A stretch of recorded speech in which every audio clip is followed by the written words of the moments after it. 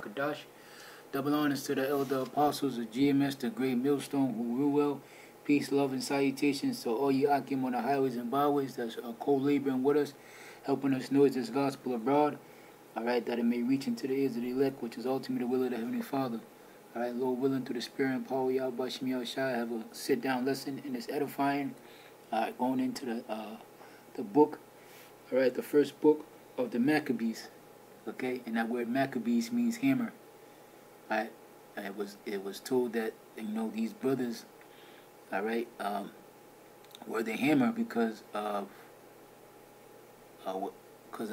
great men of war. They hammered down their adversaries because they were great warriors for our nation. Alright, so understanding about this time, it was a time in which Esau, Edom, alright, through Alexandria, the Grecians had already taken over the ancient known world. Alright, and his kingdom was split amongst his four generals. Okay, and Ptolemy and Seleucus being I would say the two main characters that went back and forth after Alexander the Great's departure. Alright, and around this time we had already been in captivity underneath the Babylonians. We had already been in captivity underneath the Persians. Okay, so when Alexandria had taken over, we had already been used to being subjection, alright, to heathen nations. Okay, now Antiochus Epiphanes the fourth, alright, was the one who pushed it to the edge. Alright, he's the one who set the decree that we should offer swine's flesh, defile the temple, and just basically he ushered in the abomination of desolation spoken about in the book of Daniel. He took it to a whole nother level in concerning the wickedness. Alright, so we're gonna go into this book, alright, and a little bit of the history from what I've learned, and because this is important for us as a nation. It's important for the elect to hear. Lord willing, your brothers are part of that number. To hear our history, where we come from. It's very vital. It's very important for us to know that we had great warriors in our nation. Great men. All right, like Mattathias and his 5 sons, in which we're going to get into. All right, and the great and courageous acts that our people did. All right, they had integrity, they had morals, and they laid down their life. All right, for the law and for their nation, for their power and for their God and for their brethren. All right, they followed the law, and they loved their brethren as they loved themselves, and indeed they did love themselves. Okay, so First Maccabees, chapter 1, verse 1. And then it happened that after Alexander, son of Philip, the Macedonian, who came out of the land of Shittim, had smitten Darius, the king of the Persians and the Medes, and he reigned in his stead the first over Greece. So Alexander, alright's father was Philip, and Philip was a Macedonian. Now there were Greek states. Alright, you had the Spartans, which were Israelites, which were different from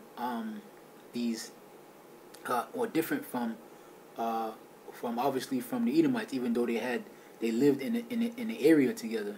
Alright, the first Grecians weren't Edomites. Okay, the first Grecians, alright, were so-called black men. Okay, this is the real history.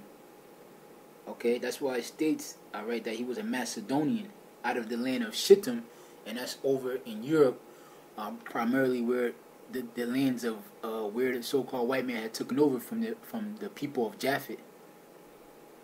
Okay, so Philip was the one who united, who through military campaign united all these Greek states together as one. All right, they were in like little civil wars, so to speak, fighting one another. But it wasn't until they were united and they got experience in the battlefield was they able to go and take on the forces of the Persian Empire. All right, so what Alexander was doing was basically he was fulfilling the will of his father. All right, and his father was determined to seek revenge on the Persian Empire. So Alexander took on that Alexander the Great took on that role, and that's exactly what he did. And I'm gonna call him. I know brothers call him Alexander the Great. I mean the freak or whatever. I'm gonna call him the Great because he was great in wickedness, and not only was he great in wickedness, but he was great at he was a great warrior. All right. Hey, here in GMS, we tell the truth. All right, and honestly, and it goes back to that blessing Esau Edom. He's been blessed with that sword, and even when you go into the history, you look at the Grecian infantry. All right, they front line. They had phalanx, which was the average warrior around that time had about 8-foot spears. All right, and the Grecians they had 18. All right, foot spears, right, long spears. So they had a longer reach. Okay, just like a boxer that has a double the reach as his opponent, he's more likely to knock that person out. So even going back then, Esau had superior weapons, and that's the reason why he was able to conquer, all right, as fast as he did through superior technology. Today, if you got one military that has AK-47s and another military that has a bunch of handguns, who do you think is going to win? And even though Alexander was outnumbered, what's not to be downplayed is his bravery. All right, his ability as a warrior, as a king, as a general to lead the charge. All right, this was a man that he didn't. And you'll see that the King Darius was he didn't lead the charge when he went to battle.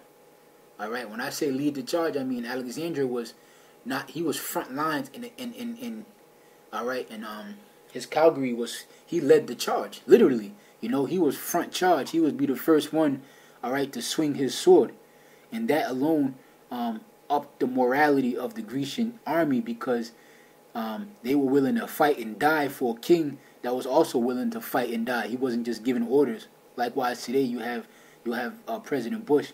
He'll start a war, but he'll be in an underground bunker somewhere, mashing buttons, calling the shots. In the ancient world, men were men of valor. All right, they would lead the charge. Kings would lead the charge. All right, so it says he had smitten Darius, the king of the Persians and of the Medes, and he reigned in his stead the first over Greece. Now, Darius and Alexandria had two main battles that they fought literally together. And the first one, Alexandria made him flee by just using superior war tactics. And the second one, he made him flee. Okay, so verse 2, and made many wars and won many strongholds and slew the kings of the earth, and went throughout the ends of the earth and took spoils of many nations, insomuch that the earth was quiet before him, wherein upon he was exalted and his heart was lifted up. And that's exactly what he did. I mean, you can't credit him enough for what he did in such a short span of time. All right, from the age of 20, all right, he went to the edge from what the Grecians believed to be the edge of the world, all the way up into India.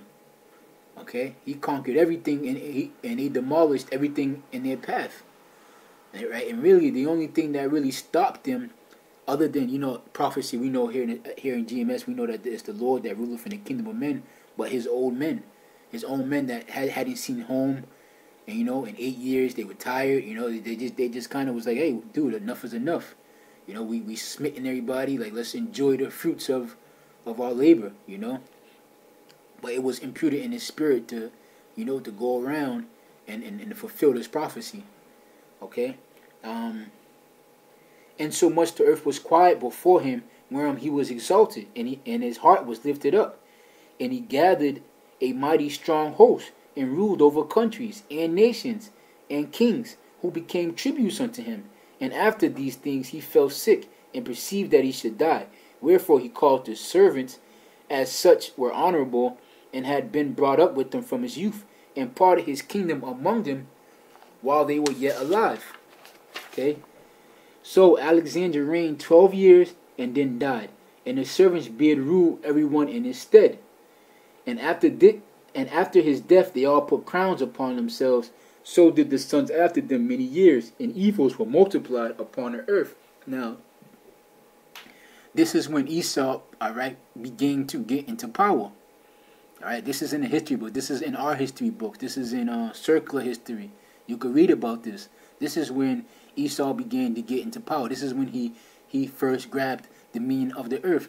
And what they teach you in circular history is lies. They'll say civilization started with the Grecians, and what they're really trying to tell you is that so-called white Caucasian civilization started with the Grecians, because prior to this, there's no history of them reading, of them having mathematics, of them even bathing.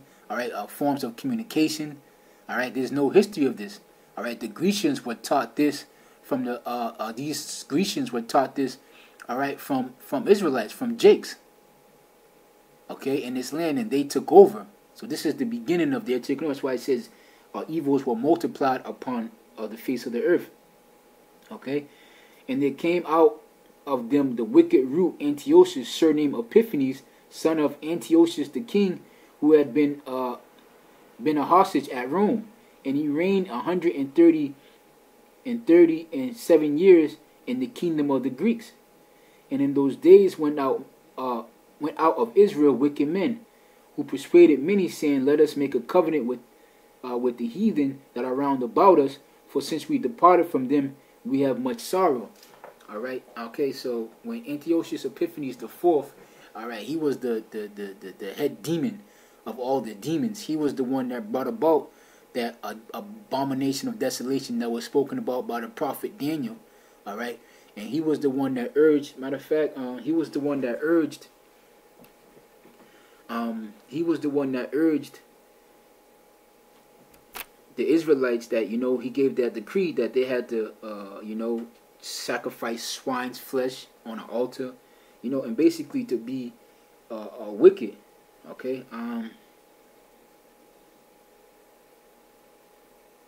He was, so let me see if I could send real quick. Look for some. I'll start at 41. And moreover, King Otius wrote to his whole kingdom that all should be one people, and everyone should leave his laws, so that all the heathen agreed according to the commandments of the king. Yea, many of the Israelites consented to his religion, and sacrificed unto idols, and profaned the Sabbath.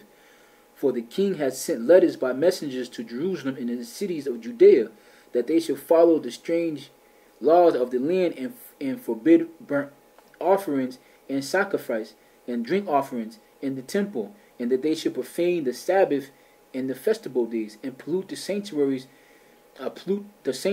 and the holy people, set up altars and groves and chapels of idols, and sacrifice swine's flesh to unclean beasts, and that they should leave their children uncircumcised, and make their souls abominable, which all manner of cleanness and profane, to the end they might forget the law and change the ordinance. And whosoever would not do so according to the commandment of the king, he said, should die. So he sent these messengers in his decree, to our people and all the kingdom that he ruled, that everybody should come underneath the commandment of the king. And he tried to force the wickedness upon our people, so that we may forget who we are, just like these heathens do today. But there were great men amongst us, and we're going to read about it. I'm going to jump down to chapter 2. As a matter of fact, I'm going to read this on because it's important. It's important to understand the type of wickedness that we were dealing with. So I want to, and the reason why I talked about how great Alexander was, how great of a warrior, he was, is because as great as war as great as the war tactics that they use, as how military sound they were, our people were that much more better than them because we destroyed them, all right, and we destroyed them with the faith and having a faith in our Lord and our power, okay, all right. So the Heavenly Father does these things. He will exalt Pharaoh, all right, to drop Pharaoh down to show His strength, that His name may be magnified and magnified amongst the nation. And this is the reason why particularly I'm doing this show, okay, so that brothers can know the greatness of our Lord. And then if you have faith in the Lord, all right, He will deliver you from anything, okay. And then not just that, it's because history repeats itself. So there's going to be another time in which these heathens are going to come in like a great flood because of this truth and this gospel that's being noised about, and they're going to force abominations upon us. So this time is going to come again, and not only is this time going to come again, but it's going to be worse from what they did to us. All right? It says, and whosoever should not do so according to the commandments of the king, he said, should die. And in the self-same manner wrote he in this whole kingdom, and an appointed overseers over all the people, commanding the cities of Judea to sacrifice city by city. Then many of the people were gathered unto them, to wit, every one that forsook the law, and so they committed evils in the land, and drove the Israelites into secret places, when whosoever they could flee, all right, from a succor. Now, the 15th day in the 15th month, Kalisu, in the 104th year, they set up an abomination of desolation upon the altar, and bullied idol altars through the city of Judea on every side, and burnt incense at the door of their houses and of the streets. And when they had rent into pieces the books of the law which were they found, they burnt them with fire. All right, so the Bibles were burnt. All right, the abomination of desolation was set in. Okay, and I mean, and it's important when you go into the history to understand that not everybody, let me see on word how I say this right, because I want it to come out the wrong way, but not everybody was taking part of the abomination of desolation because they just wanted to be outright wicked. All right, a lot of them did what they did, all right, because they were scared. They were scared. People were being put to death for not doing it, and what they said is like, look, let's just do this so that our people, all right, let's just do this so they won't come down on us, you know? Let us save our lives, because they were outmanned, they were outnumbered, okay? So, likewise today, you got a lot of people, you got men that they believe in this truth, but they don't want to hit the highways, or they don't want to have nothing to do with it because they're scared of the consequence for doing it. Yeah, you had some men that were just, they were straight out wicked. You know, they did it, but it needs to be stated that there were men who did this because, look, they like, look, I'm going ahead and do it. I'm going to give you an example. In the time of slavery, if a slave didn't pick a certain amount of cotton, all right, that slave would be beat, and the master will come down on everybody. So there will be women, there will be men, you know, that this guy will be tired, he will be sick, you know, and just so that particular person could meet their quota, the other people would pick for him, you know, so that master won't come down on them having great wrath. And this is the same mind frame that our people was in. Look, let us just do this because so that these people won't come down on us. They won't overtax us. They won't send in military troops on us. They won't throw us in jail. They won't kill us. They won't torture us. Okay.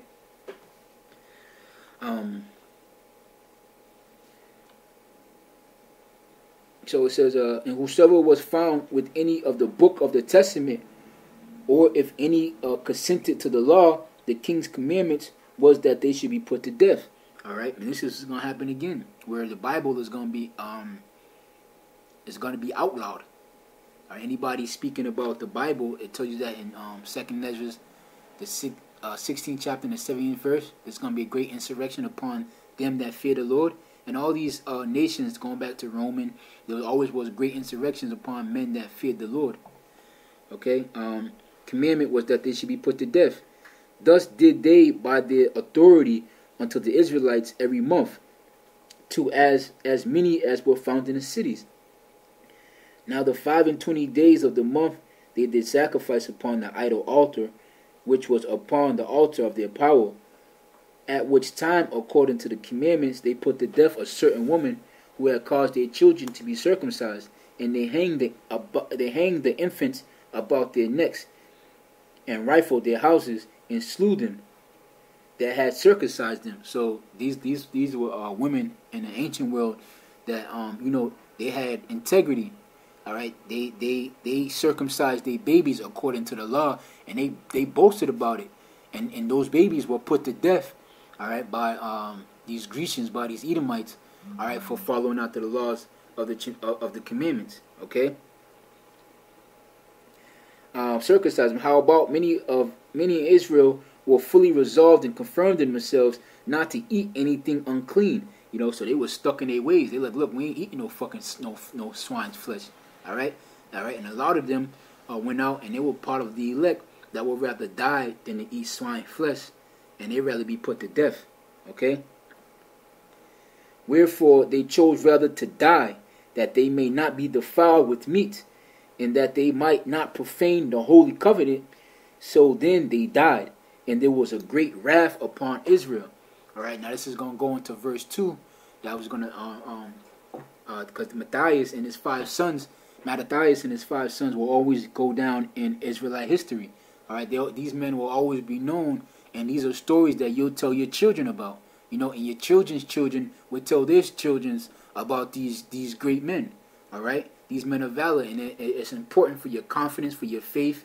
Especially being told that you're a Hebrew Israelite your whole life. A stock, you're a Hamite, you're an African, you're black, you're not shit, you're not worthy.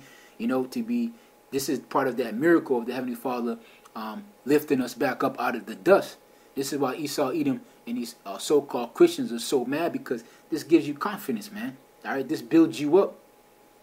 All right, verse 2. And in those days arose Mattathias, the son of John, and the son of Simon, a priest of the son of Jerub, in Jerusalem, and dealt in Modin. And Modin was like a little rural town in the land of Israel. All right, so these were like, you would call them country boys. Okay. It says, and he had 5 sons. Joanna, all right, Joanna called Cadius, Simon called Theseus, Judas, who was called Maccabees, Eleazar called Avinrin, and Jonathan, whose surname was Appius. And when he had saw the blasphemies that were committed in Judea and Jerusalem, he said, Woe is me, wherefore I was born to see the miseries of my people in the holy city, and to dwell therein, when it was delivered unto the hands of the enemies, and in the sanctuaries unto the hands of strangers. Her temples have become as a man without glory. All right, her glorious vessels are carried away into captivity. Her infants are slain in the streets. Her young men with the sword by the enemy. What nation have not had a part in her kingdom, or have gotten of her spoils? Because again, at this time, we already had gone into captivity underneath the Babylonians, all right, and then the Persians, and now here comes the Grecians that comes into power, and it was worse and worse. Because when you think about the Persians, they let us sacrifice. They matter of fact, the Persians let us even build up the temple that the Babylonians had burned down. So there was a kind of like a peace, like, all right, whatever, you guys are more military, you have more mouth than us, you have more military troops than us, you have more political muscle than us, economical muscle than us, but as long as you allow us to keep our laws, you leave us the hell alone, we'll pay our tax, we'll pay our tribute, even going back to the time of Romans, when the Lord said, render to what Caesar's, and render to my fathers what's my father's. But Antiochus Epiphanes IV, he took it to a whole nother level with these decrees, and he basically forced our hand. Right? He forced our hand to be like, look, we either gonna die, we're gonna go down swinging and fighting, or we just gonna die. Okay, we just gonna die. All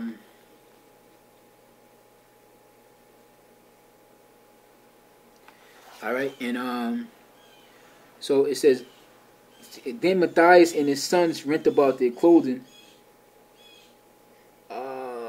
matter of fact, start at 11. All her ornaments are taken away. Of a free woman, she has become a bond slave. And behold, our sanctuary, even our beauty and our glory, is laid waste, and the Gentiles have profaned it. All right, I'm gonna jump down to 24.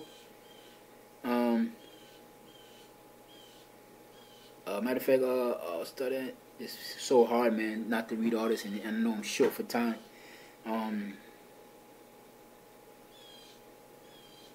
I started at 23. Now, oh man, it's so hard. I'm gonna go back. Man, it's so hard. I started at 23, man. I'm gonna do part 2. I'm gonna go back. Verse 23. Now, when he had left from speaking these words, there came up one of the Jews in the sight of all men to sacrifice on the altar, which was at Modian, according to the king's commandment. Which this thing, when Mattathias saw, he was inflamed with zeal, and he rent. And his reins trembled. Neither could he forbear to show his anger according to judgment. Wherefore he ran and slew him upon the altar. Also the king's commissioner, who compelled men to sacrifice, he killed at that time. And the altar he pulled down. Thus dealt he zealously for the law of our power, like Phinehas did in Zobriah, the son of Solomon. All right. And Mattathias cried throughout the city with a loud voice, saying, whoever is zealous of the law and maintaineth the covenant, let him follow me. So he and his sons fled into the mountains and left all that they had in the city.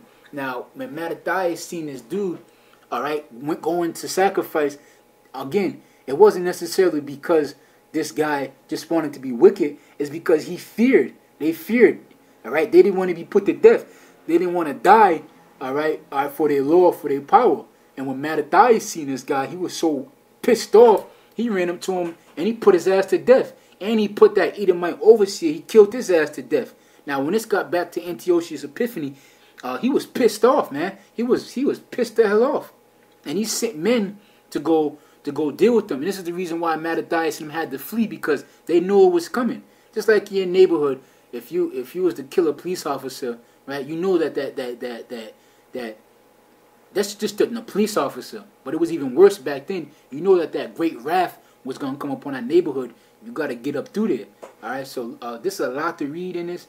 A lot to read. So Lord willing, through the spirit and power, Yahweh Shem Yahweh Shai, I do a part 2 because I'm not even done. I'm not even know where it started. But I see the time and how long this have taken just to get here. So stay tuned for the second part. Shalom.